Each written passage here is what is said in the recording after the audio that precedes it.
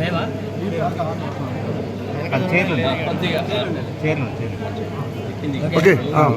అన్న ముందస్తుగా మా సూర్యాపేట మీడియా తరఫున మీరు బాధ్యతలు తీసుకున్న సందర్భంగా శుభాకాంక్షలు. ధన్యవాదాలు.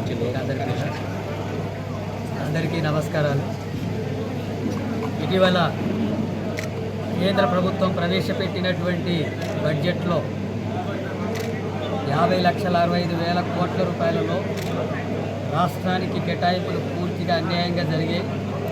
అలాగే ఇక్కడ ఉండేటటువంటి రైతాంగానికి, కార్మికులకు, కూలీల యొక్క సంక్షేమానికి నిధుల కేటాయింపు, సబ్సిడీల కుదింపు జరిగింది.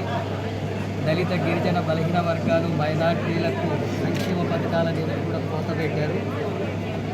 మన రాష్ట్రం నుండి రూపాయ కేంద్రానికి పన్నుల రూపంలో వెళ్తే మనకి 25 పైసల చొప్పున మాత్రమే పంపిణీ జరుగుతుంది.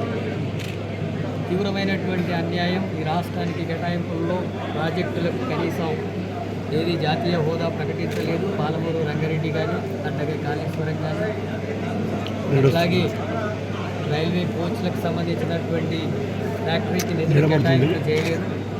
బయ్యారం ఉప్పు ఫ్యాక్టరీకి నిధులు కేటాయింపులు చేయలేదు. అలాగే విద్య, వైద్య రంగాలకు మొత్తం ప్రైవేట్ రంగాన్ని ప్రోత్సహించేటట్టుగా నిధుల కోత పెట్టింది. రైతుల సబ్సిడీలు దాదాపు 10,000 కోట్ల రూపాయలు తగ్గించారు. ఎరువుల మీద సబ్సిడీ 11,000 కోట్లు తగ్గించారు. ఉపాధి కూలీలకు 85,000కే కుదించారు. అది 2.5 లక్షల కోట్ల అవసరం ఉంది.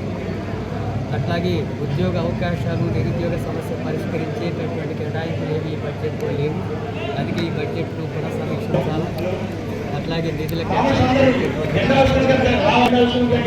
డిమాండ్ చేస్తున్నాం. అలాగే రాష్ట్రంలో వీళ్ళంతా కూడా కేంద్ర ప్రభుత్వంలో వచ్చి రాష్ట్రానికి కేటాయింపులు పెంచేటట్టుగా చర్యలు తీసుకోవాలా, లేకపోతే రాజీనామా చేయాలని చెప్పి 8 మంది ఎంపీలు, అలాగే 2 మంత్రులు కూడా ఉన్నారు. వాళ్ళని సిపిఎం పార్టీగా డిమాండ్ చేస్తున్నాం. అట్లాగే రాష్ట్ర ప్రభుత్వం కూడా బడ్జెట్ ప్రవేశపెట్టబోతుంది. ఈ రాష్ట్ర బడ్జెట్లో ప్రభుత్వం ఇచ్చినటువంటి 6 గ్యారెంటీల అమలుకు నిధుల కేటాయింపులు జరగాల. రాష్ట్రంలో 30 లక్షల మంది కుటుంబాలు ఇల్లు లేనటువంటి వాళ్ళు ఉన్నారు. ఇందిరమ్మ ఇల్లు నిర్మాణం చేస్తుందని చెప్పి సంవత్సరమైనా జరగలేదు.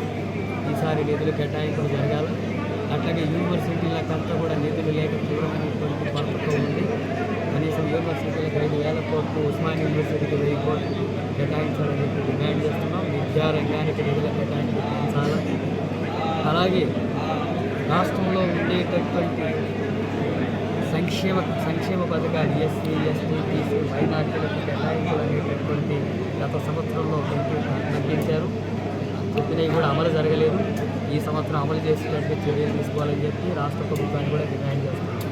అట్లాగే సిపిఎం పార్టీ రాష్ట్ర వ్యాప్తంగా స్థానిక సమస్యల పరిష్కారం కోసం ఈ నెలంతా కూడా పెద్ద ఎత్తున చేపట్టాలని చెప్పి ఇళ్ల స్థలాలు, మంచినీళ్ళు, రోడ్లు, డ్రైనేజీలు, అలాగే రేషన్ కార్డులు, ధరణి సమస్యలు, భూ సమస్యలు, విద్యా స్కూల్ సమస్యలు, హాస్పిటల్స్ సమస్యలు, వీటన్నిటి మీద సిపిఎం పార్టీ రాష్ట్ర వ్యాప్తంగా గ్రామాన బస్తీల్లో సర్వేలు చేసి వాటి సమస్యల పరిష్కారం కోసం ఉద్యమాన్ని పిలుపునివ్వడం జరిగింది. ఆ ఉద్యమాన్ని జయప్రదం చేయాలని చెప్పి ప్రజానికానికి విజ్ఞప్తి చేస్తున్నాం. ప్రభుత్వం కూడా స్థానిక సమస్యల పరిష్కారం కోసం ఈ బడ్జెట్లో నిధులు కేటాయించాలి. గ్రామీణ ప్రాంతాల్లో గ్రామీణ అభివృద్ధికి నిధులు కేటాయింపులు పెంచాలని చెప్పి డిమాండ్ చేస్తున్నాం. అలాగే ఈ నెల మార్చి 8న అంతర్జాతీయ మహిళా దినోత్సవం ఉంది. మనువాదానికి వ్యతిరేకంగా రాష్ట్ర వ్యాప్తంగా మహిళల హక్కుల్ని కాలరాసేటటువంటి మనువాదాన్ని ఆర్ఎస్ఎస్, బీజేపీలు ముందుకు తీసుకొస్తున్నాయి. రాజ్యాంగ హక్కుల్ని వెనక్కినట్టున్నాయి. అందుకని మనువాదానికి వ్యతిరేకంగా మహిళా దినోత్సవం నిర్వహించాలని చెప్పి పిలుపునివ్వడం జరిగింది. మార్చి 23న దేశ స్వాతంత్రం కోసం ప్రాణాలు అర్పించినటువంటి భగత్ సింగ్, సుఖదేవ్ రాజ్గురులో వర్ధంతి. ఆ వర్ధంతిని గ్రామాన యువత పెద్ద సంఖ్యలో ఈ వర్ధంతి సభలు నిర్వహించాలి. మతోన్మాదానికి వ్యతిరేకంగా, కుల వివక్షకు వ్యతిరేకంగా ఈ సభలు నిర్వహించాలని చెప్పి పిలుపునిచ్చాం. ఈ పిలుపుని జయప్రదం చేయాలని చెప్పి ప్రజానికానికి విజ్ఞప్తి. కృష్ణా గోదావరి బేసిన్లో పంటలు ఎండిపోతున్నాయి. రైతులందరూ కూడా పెట్టుబడి పెట్టి నష్టపోతున్నారు. ట్యాంకర్లను ఆశ్రయించిన పంటలు లేకుండా పోతుంది. వీటికి సంబంధించినటువంటి వెంటనే ఆదుకోవాలని ఇప్పటికే ప్రభుత్వాన్ని కూడా డిమాండ్ చేయడం జరిగింది.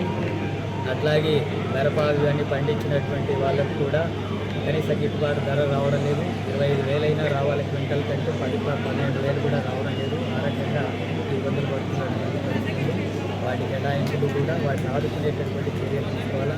ఎస్ఎల్బీసీకి సంబంధించినటువంటి కార్మికులు వాళ్ళ ఆచూకీ విషయంలో ఇప్పటివరకు ఏది స్పష్టత ఇంకా రాలేదు. దానివల్ల రాష్ట్ర వ్యాప్తంగా కార్మికులు తీవ్రమైనటువంటి ఆందోళనకు గురవుతున్నారు. ఆ కుటుంబాలు బ్రతుకుదేరు కోసం వివిధ ప్రాంతాల నుంచి వచ్చి ఇక్కడ బలైపోతున్నటువంటి పరిస్థితులు కనబడుతున్నాయి. ఇలాంటి ఘటనలు జరిగేటటువంటి విషయంలో గత ప్రభుత్వం కానీ ఈ ప్రభుత్వం కానీ తగినటువంటి చర్యలు తీసుకోకపోవడం వల్ల, ముందు జాగ్రత్తలు చర్యలు తీసుకోకపోవడం వల్ల ఇలాంటి ఘటనలు జరిగినాయి. వీళ్ళు ఇప్పటికే నిపుణులతో న్యాయ విచారణ జరిపించాలని సిపిఎం పార్టీ డిమాండ్ చేస్తుంది. భవిష్యత్తులో ఇలాంటివి జరగకుండా కూడా ప్రభుత్వం చర్యలు తీసుకోవాలని కూడా కోరుతున్నాను.